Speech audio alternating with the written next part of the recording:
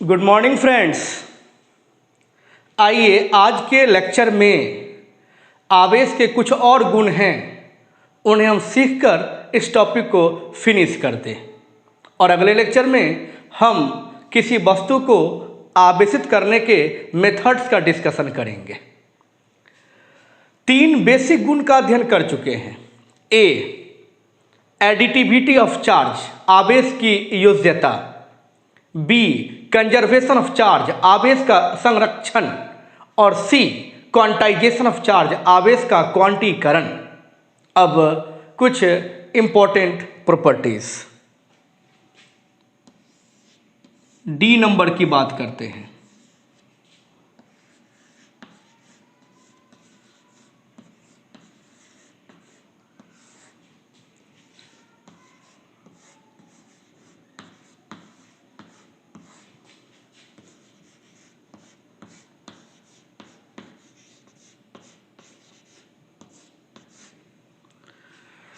चौथे प्रॉपर्टी में हम इस बात का डिस्कशन करना चाहते हैं कि आवेश पर वेग का क्या प्रभाव पड़ता है।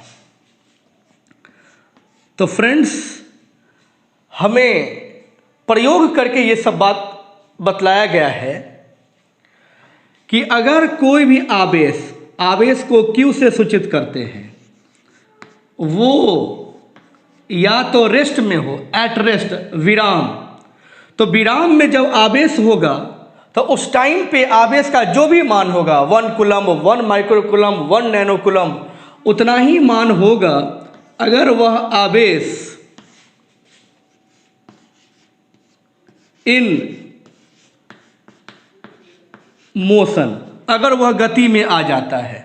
यहां पर मोशन का मतलब है तीव्र गति। तो आवेश या तो विराम में हो या आवेश तीव्र गति कर रहे हों, आवेश के मान पर कोई प्रभाव नहीं पड़ता है। आवेश चाल से, वेग से स्वतंत्र होता है। इन्हें हम ऐसे भी बोलते हैं, आवेश फ्रेम ऑफ रिफरेंस से स्वतंत्र होता है, निर्देश तंत्र पर निर्भर नहीं करता है। निर्देश तंत्र 2 तरह के होते हैं, एक को इनर्शियल फ्रेम कहते हैं, दूसरे को नॉन इनर्शियल। मतलब एक ऐसा फ्रेम जहां आप या तो विराम में होते हैं या एक समान वेग से सरल रेखीय पथ पे गतिशील रहते हैं, तो उसे इनर्शियल फ्रेम कहते हैं। और जब आप असमान वेग से गति कर रहे होते हैं, जब आपके गति का कुछ त्वरण होता है, तो हम उसे कहते हैं नॉन इनर्शियल फ्रेम। फ्रेम चाहे कोई भी हो, इनर्शियल या नॉन इनर्शियल, आप चाहे जिस किसी भी अवस्था में हो, विराम में हो, सरल रेखीय पथ पे आराम से चल रहे हो, तीव्र गति कर रहे हो, या किसी भी पथ पे कैसे भी चल रहे हो, आवेश के मान पर कोई प्रभाव नहीं पड़ता है। तो कहते हैं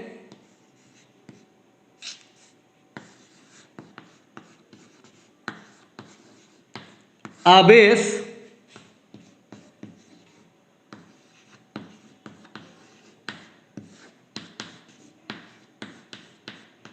निर्देश तंत्र से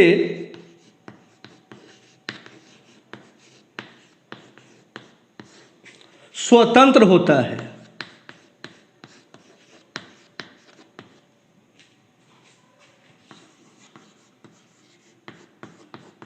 अर्थात उस पर चाल अथवा वेग का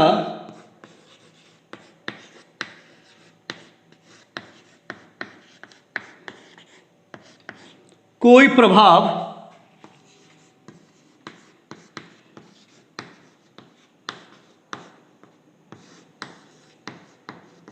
नहीं पड़ता है। एक बहुत महत्वपूर्ण बात हो गया। एक और बात इसमें हमें लिखना है, आवेश पर भले ही गति का कोई प्रभाव न पड़े, लेकिन आवेश घनत्व पे गति का प्रभाव पड़ता है।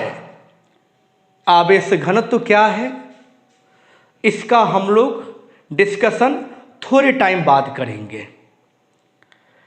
अगर इस वस्तु को हम आवेश देते हैं तो इस पर आवेश का वितरण कैसा होता है? आवेश के इसी वितरण को हम आवेश घनत्व कहते हैं। तो आवेश पर गति का कोई प्रभाव नहीं पड़ता है, लेकिन आवेश घनत्व पे गति का प्रभाव पड़ता है। चाल बढ़ाएंगे तो आवेश घनत्व का मान भी बढ़ेगा, चाल घटाएंगे तो आवेश घनत्व का मान भी घटेगा। ये सब लाइन बहुत ठीक से याद रखिए ऑब्जेक्टिव क्वेश्चंस के लिए।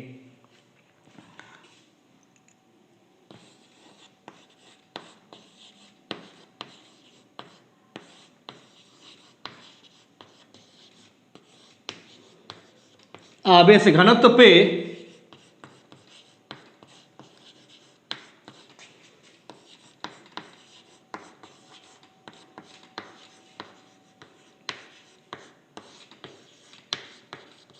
चाल का प्रभाव पड़ता है।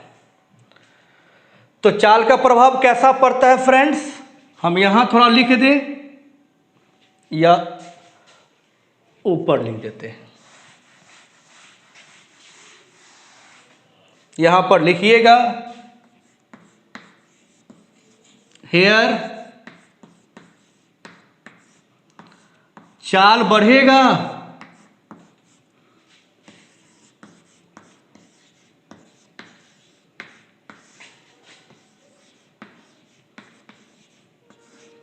आवेश घनत्व भी बढ़ेगा,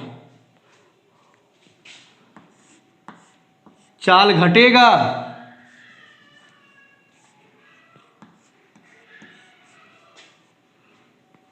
तो आवेश घनत्व भी घटेगा। तो एक प्रॉपर्टीज की बात कर लिए, पॉइंट डी एक बार फिर से सुनिए। आवेश पर चाल अथवा वेग का कोई प्रभाव नहीं पड़ता है। इसे हम ऐसे भी बोल सकते हैं, निर्देश तंत्र का कोई प्रभाव नहीं पड़ता है, लेकिन आवेश घनत्व पे उसी चाल का प्रभाव पड़ता है। आप चाल बढ़ाएंगे आवेश घनत्व का मान बढ़ जाएगा, चाल घटाएंगे आवेश घनत्व का मान घट जाएगा। पॉइंट ई में आते हैं फ्रेंड्स। गुड मॉर्निंग सर लिखिए और हमें हमारे व्हाट्सएप नंबर पे या इसी कमेंट पे भी लिखिए कि आपको बोर्ड दिखता है, हैंडराइटिंग दिखती है, साउंड सुनाई देता है या कुछ प्रॉब्लम है। आप हर वीडियो में थोड़ा सा परिवर्तन मिलेगा, देखिएगा।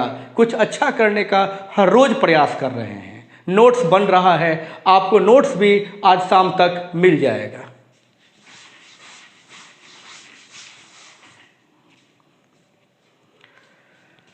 पॉइंट नंबर ई,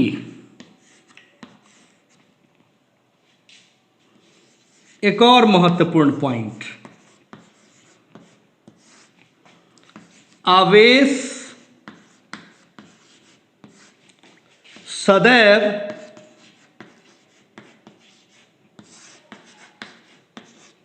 द्रव्यमान से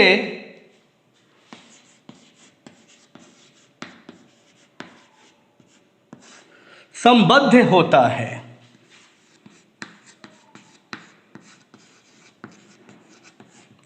आवेश सदैव द्रव्यमान से संबद्ध होता है।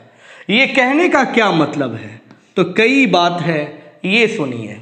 इसका ये मतलब हुआ कि द्रव्यमान के बिना आवेश का कोई अस्तित्व नहीं होता है, लेकिन द्रव्यमान आवेश के बिना संभव है।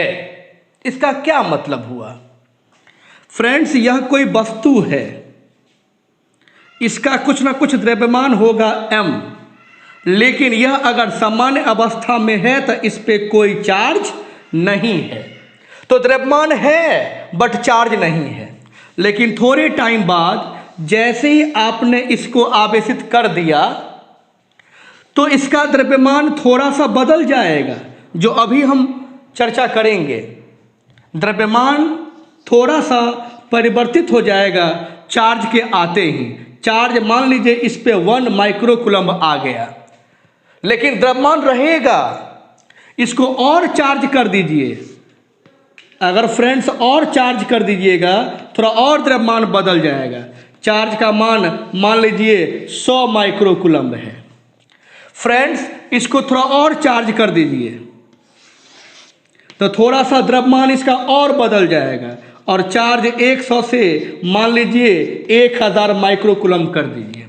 और इस तरीके से दोस्त आप करते ही जाइए, वरन ऐसा कभी नहीं होगा कि आपका चार्ज बढ़ रहा है तो द्रव्यमान घट रहा है तो एक ऐसा टाइम आ जाए कि चार्ज बढ़ते बढ़ते मैक्सिमम हो जाएगा और द्रव्यमान 0 हो जाएगा। ऐसा मुमकिन नहीं है, क्योंकि कोई भी वस्तु जो आवेशित होती है वह इलेक्ट्रॉन के निकलने से, जबकि किसी भी वस्तु के अंदर जो बहुत सारे परमाणुओं से मिलकर बने हुए हैं, वहाँ इलेक्ट्रॉन के अलावे भी बहुत सारे कण हैं, प्रोटॉन हैं, न्यूट्रॉन हैं, वो कभी भी अपने परमाणु से बाहर नहीं निकल सकते। मतलब वो तो हमेशा जहाँ हैं वहीं रहेंगे।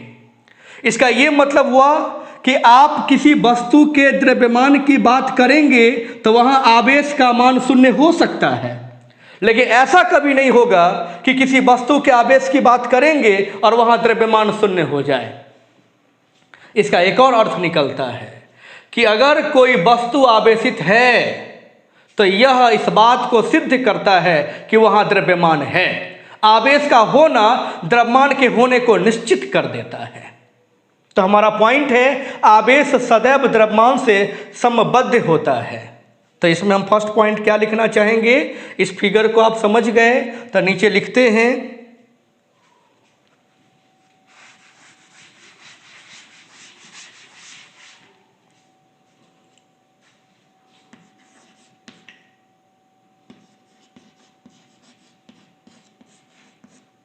अर्थात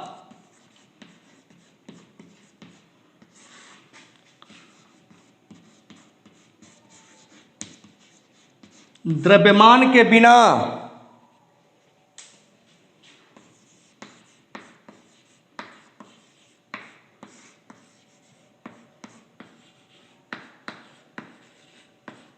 आवेश का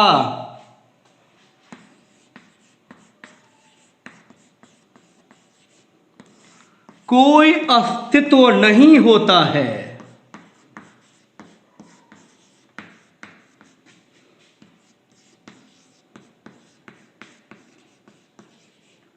लेकिन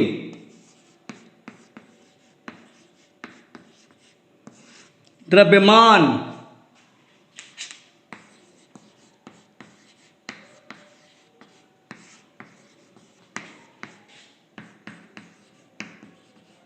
आवेश के बिना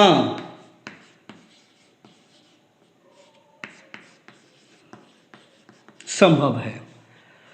तो द्रव्यमान के बिना आवेश का कोई अस्तित्व नहीं होता है, लेकिन द्रव्यमान आवेश के बिना संभव है। ये पहला पॉइंट हुआ। इसके दूसरे पॉइंट की बात करी जाए,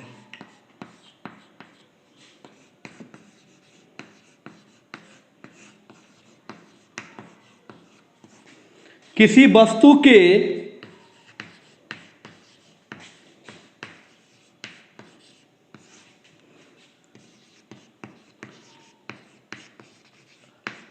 आवेशित होने का अर्थ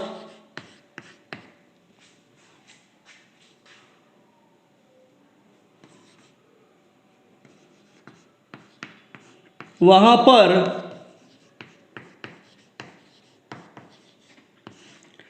किसी वस्तु के आवेशित होने का अर्थ वहां पर द्रव्यमान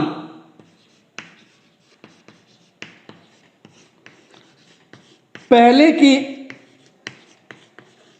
अपेक्षा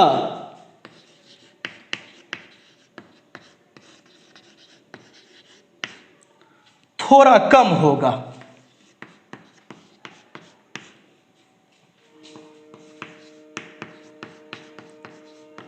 लेकिन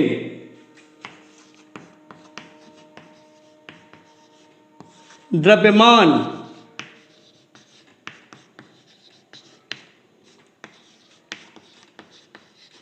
कभी भी 0 नहीं होगा। हमने कहा द्रव्यमान के बिना आवेश का कोई अस्तित्व नहीं होता है, लेकिन द्रव्यमान आवेश के बिना संभव है। अर्थात किसी वस्तु के आवेशित होने का अर्थ वहाँ पर द्रव्यमान पहले की अपेक्षा थोड़ा कम होना, लेकिन द्रव्यमान कभी भी शून्य नहीं होगा। हम इस बात को और थोड़ा आगे लेके चलते हैं।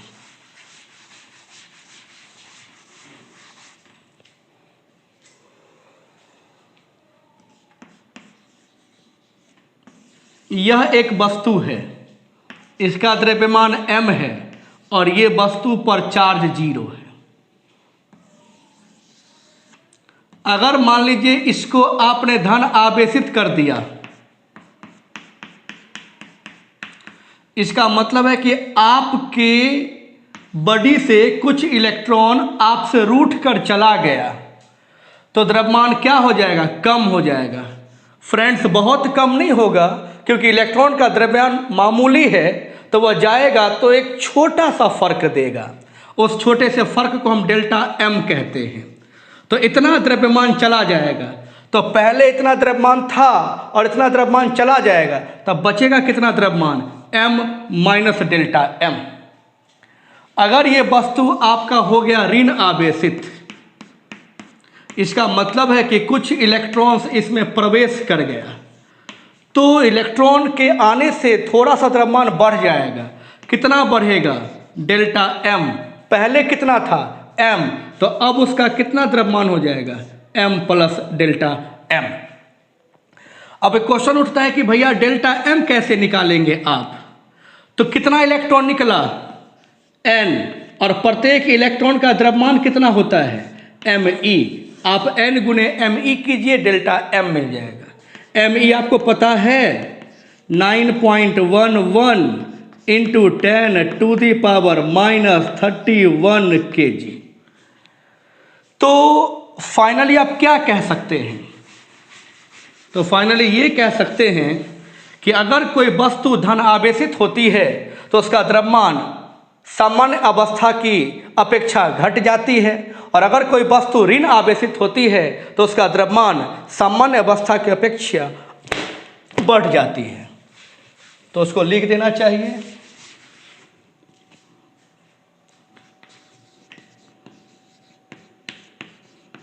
अर्थात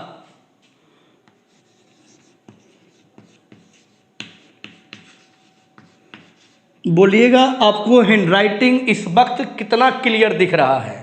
बड़ा करने की आवश्यकता है और बड़ा करेंगे, छोटा करने की आवश्यकता है और छोटा करेंगे। अर्थात धन आवेशित वस्तु का द्रव्यमान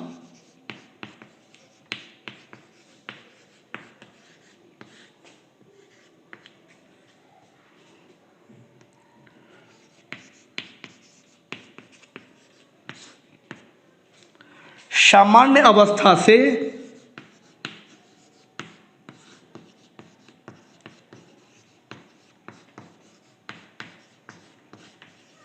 घट जाती है तथा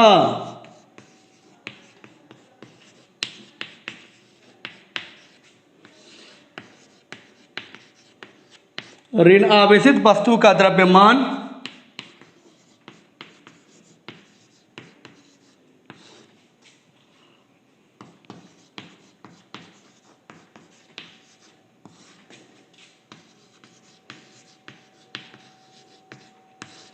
सामान्य अवस्था से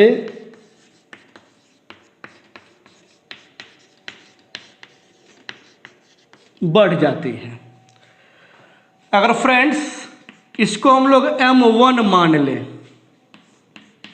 इतना को हम लोग m2 मान लें और इतना को हम लोग m3 मान लें, और हमसे कहे कि तीनों को रिलेट कीजिए, तीनों द्रव्यमान में क्या रिलेशन है, तो आप कह सकते हैं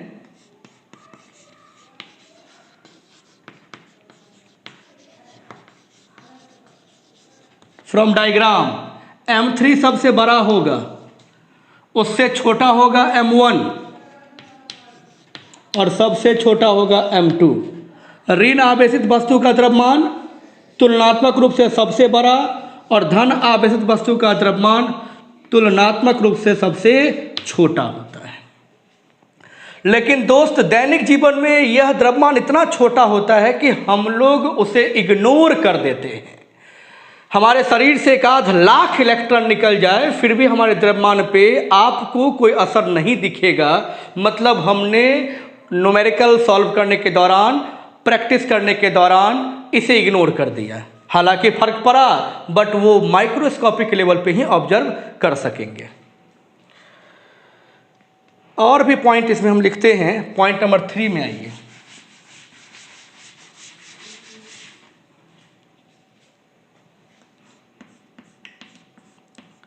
इंपॉर्टेंट पॉइंट है, किसी वस्तु का आवेश इस बात को सिद्ध करता है कि वहां द्रव्यमान है। मतलब दुनिया में कोई मैटर है, अगर इसे प्रूफ किया जाए तो सबसे बेस्ट तरीका है चार्ज। अगर यहाँ पे चार्ज आ जाएगा तो आप इसे पदार्थ कह सकते हैं। किसी वस्तु के, किसी पदार्थ के होने को चार्ज सिद्ध करता है। तो कहते हैं यह सिद्ध होता है कि जहाँ आवेश है वहाँ द्रव्यमान होगा ही। तो किसी वस्तु के आवेश का ये मतलब है कि वहाँ पर द्रव्यमान निश्चित रूप से है।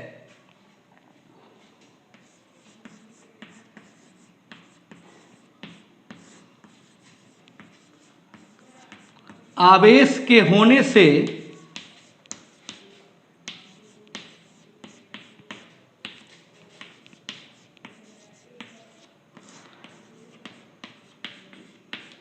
यह सिद्ध होता है कि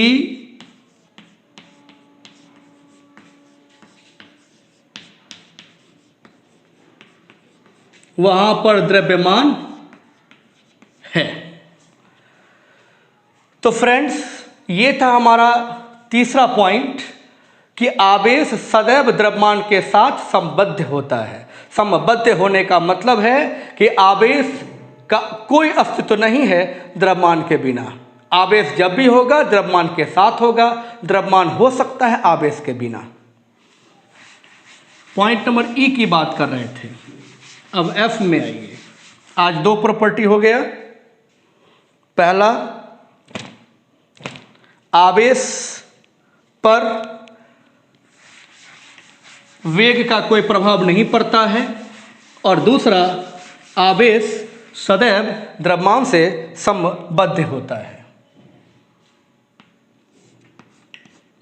प्रॉपर्टी नंबर एफ, आकर्षण और प्रतिकर्षण की बात कर ली जाए। एक छोटा सा एक्सपेरिमेंटल रिजल्ट ये भी जान लीजिए।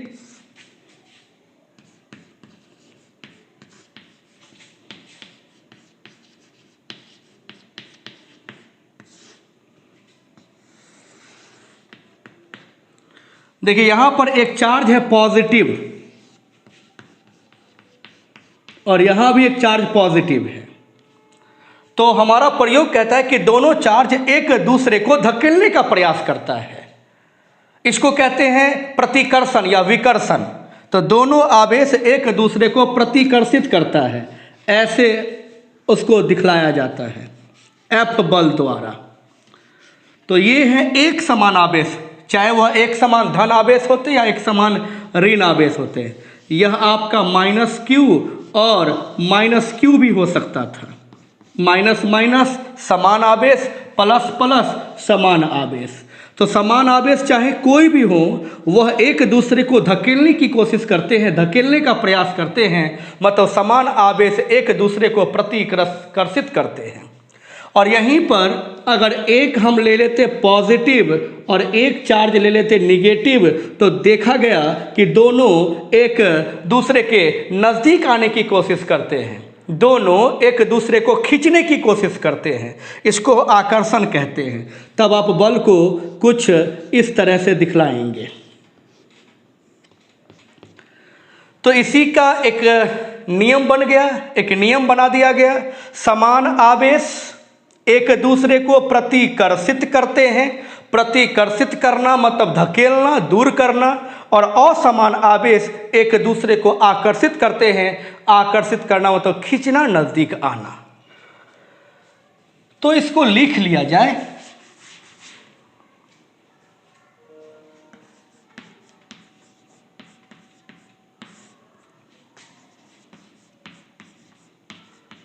समान आवेश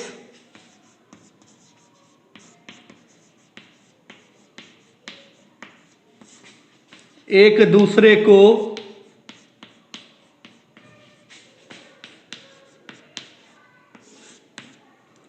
प्रतिकर्षित करते हैं,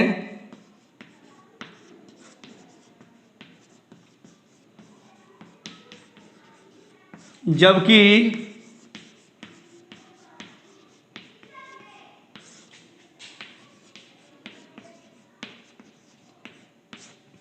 असमान आवेश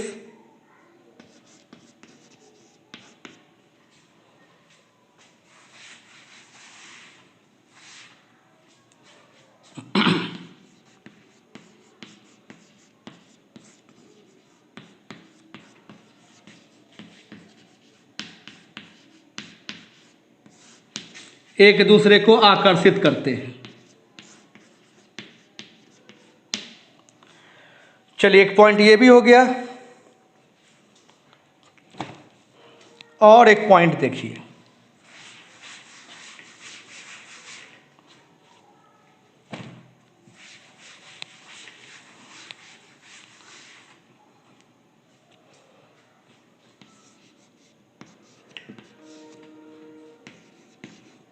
पॉइंट है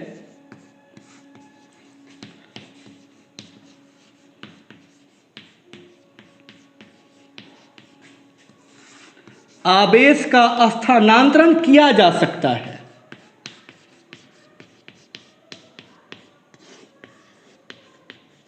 फ्रेंड्स, हम लोग कल देखेंगे किसी भी वस्तु को आवेशित करने की विधियां। उसमें एक विधि होगा चार्जिंग बाय कंडक्शन, चालन द्वारा आवेशन। वहां सीखेंगे कि एक आवेशित वस्तु लीजिए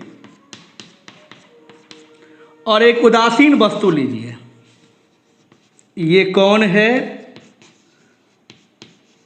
आवेशित है। ये कौन है? उदासीन है। और दोनों को एक तार से जोड़ दीजिए।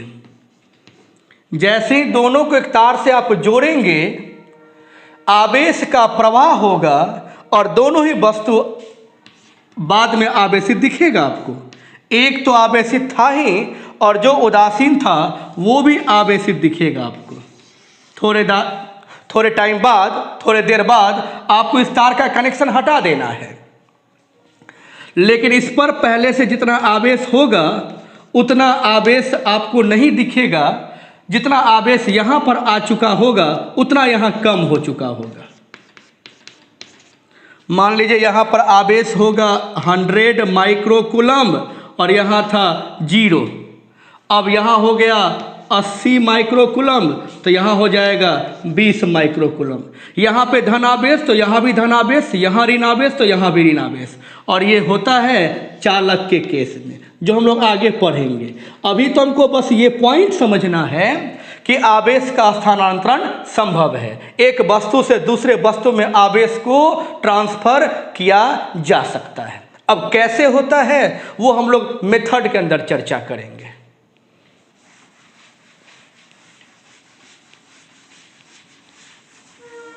अगले पॉइंट में आ जाते हैं।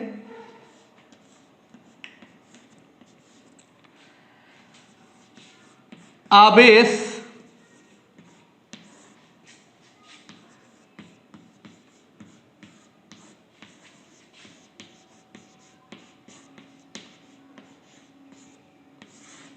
ऊर्जा उत्सर्जित करते हैं।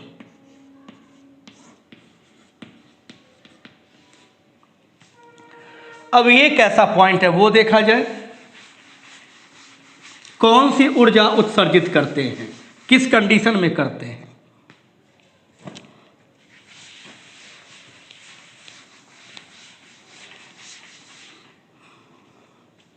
देखिए, अगर यह आवेश है तो मान लीजिए इसका वेलोसिटी 0 है। वेलोसिटी 0 होने का मतलब है ये स्थिर है।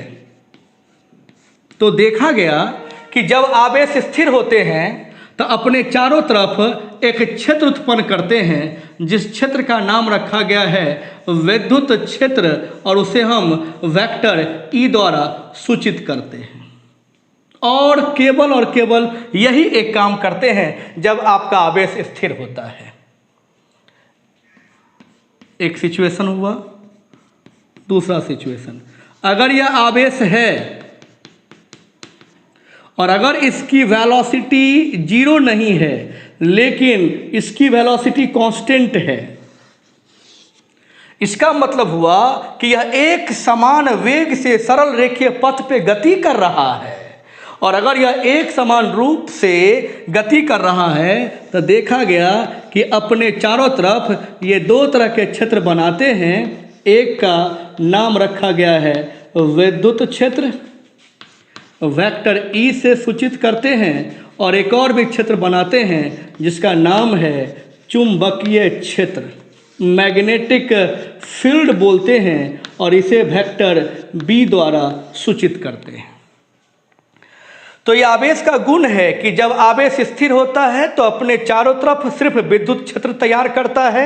जब आवेश गतिशील होता है लेकिन एक समान रूप से सरल रेखीय पथ पे गति करता है, जब उसकी वेलोसिटी कांस्टेंट होती है, तब अपने चारों तरफ विद्युत क्षेत्र और चुंबकीय क्षेत्र दोनों ही उत्पन्न करते हैं। लेकिन इसकी एक तीसरी और बहुत खास प्रॉपर्टी है।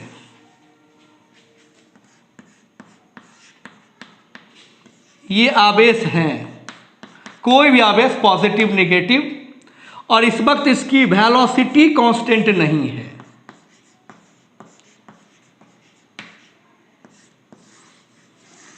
तो अगर ये वेलोसिटी कांस्टेंट नहीं है, इसका मतलब है कि आपके पास त्वरण है। तो ऐसे आवेश को हम कहते हैं त्वरित आवेश।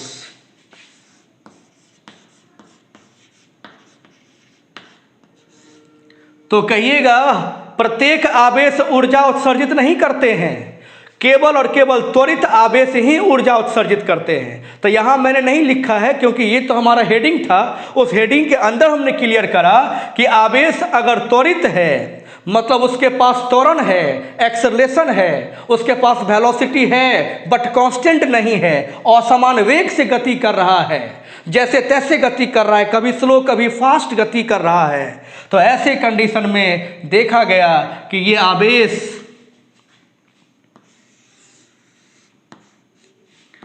इलेक्ट्रिक फील्ड तो उत्पन्न करते ही हैं, मैग्नेटिक फील्ड भी उत्पन्न करते हैं, और साथ साथ एक ऊर्जा भी उत्सर्जित करते हैं। यह ऊर्जा जो सर्जित करते हैं उसका स्टडी हम लोग एक तरंग के रूप में करते हैं जिसको EM वेव्स, इलेक्ट्रोमैग्नेटिक वेव्स, विद्युत चुंबकीय तरंगे कहते हैं। तो एक बहुत इंपॉर्टेंट क्वेश्चन बनता है कि विद्युत चुंबकीय तरंगे या एक विशेष प्रकार की ऊर्जा जो आवेश उत्पन्न करती है वह कौन सा आवेश होता है? हमारा आंसर है कि वह त्वरित आवेश होता है। त्वरित आवेश के द्वारा एक प्रकार की ऊर्जा उत्सर्जित होती रहती है जिसका अध्ययन हम इलेक्ट्रोमैग्नेटिक वेव्स, विद्युत चुंबकीय तरंगों के रूप में करते हैं। तो माय डियर फ्रेंड्स, ये आवेश के कुछ गुण थे। आवेश के गुणों की बात समाप्त हुआ। आप DPP बना रहे होंगे, कोई प्रॉब्लम होगा पूछिएगा। अब मुझे आवेश में आवेशित करने के विधियों पर चर्चा करनी है। जब हम methods of charging a body की बात कर लेंगे तब हम आएंगे कंडक्टर्स और इंसुलेटर समझाएंगे, चालक कुचालक समझाएंगे और कूलम्ब्स लॉ का डिस्कशन करेंगे। रोज क्लास करेंगे तो बहुत जल्दी आगे बढ़ जाएंगे, लेकिन फेयर करिएगा, रिवाइज कीजिएगा, जहां दिक्कत होगा हमसे पूछिएगा। फिर मिलते हैं कल 8:30 बजे। Okay, goodbye, thank you.